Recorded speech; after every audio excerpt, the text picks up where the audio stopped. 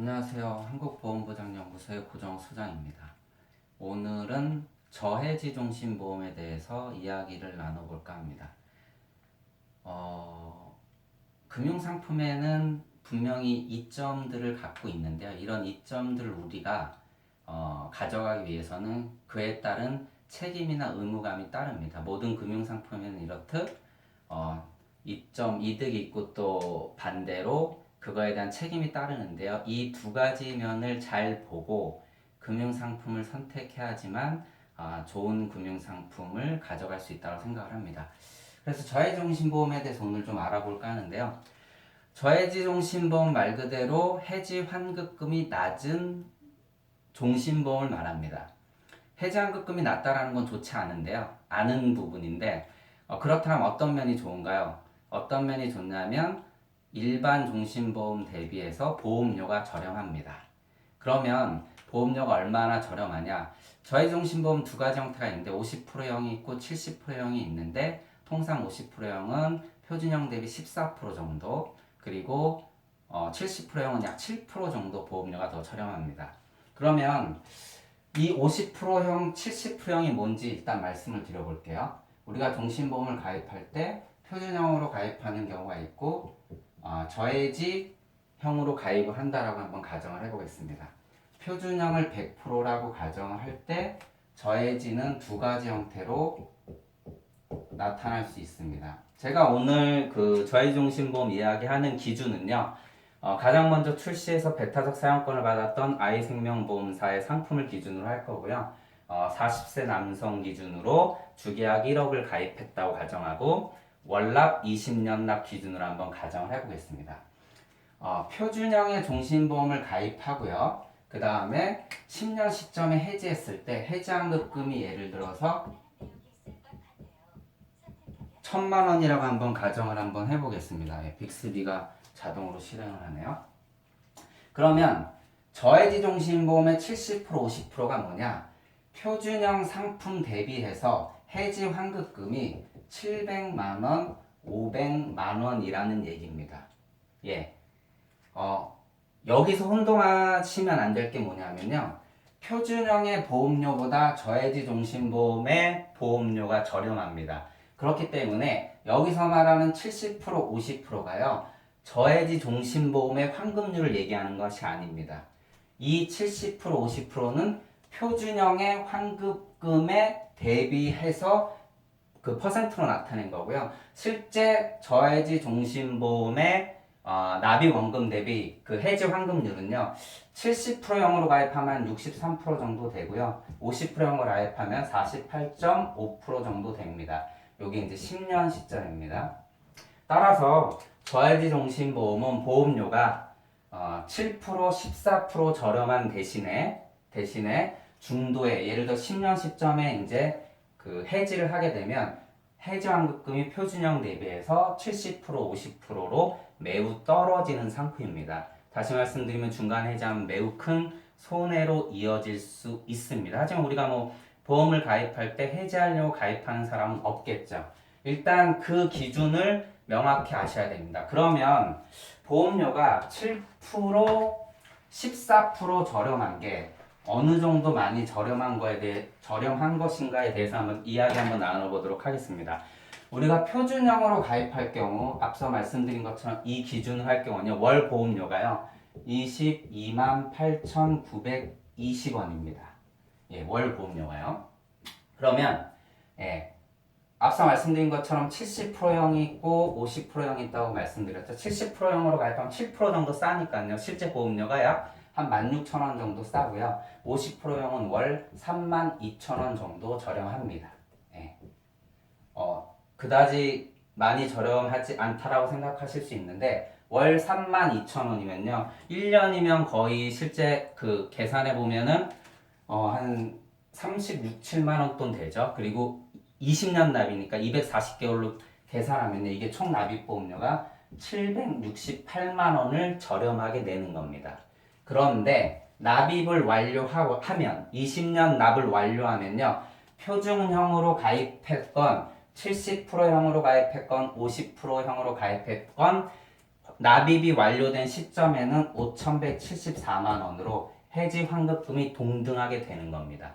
다시 말씀드리면 768만 원 덜 내고 동일한 해지 환급금을 받는다라는 것이 저해지 종신보험의 이점이다라는 얘기죠. 그런데 여기서 한 가지 가정을 해보겠습니다. 매월 32,000원을 그냥 아낀 것을 그냥 놔두지 않고요. 이 아이사의 연금저축 상품에 적금을 들었다. 이제 연금저축에 그 적립을 했다라고 가정해 보겠습니다. 현재 이 상품에 가입하면요, 실제 768만 원이란 돈이 20년간 들어갔을 때 916만 원으로 불어납니다. 그러면 실제 표준형으로 가입했을 때보다 50%형 저해지종신보험으로 가입했을 때는 20년 시점에 916만 원이라는 돈을 더 만들 수 있다는 얘기입니다. 이는 다시 말씀드리면요,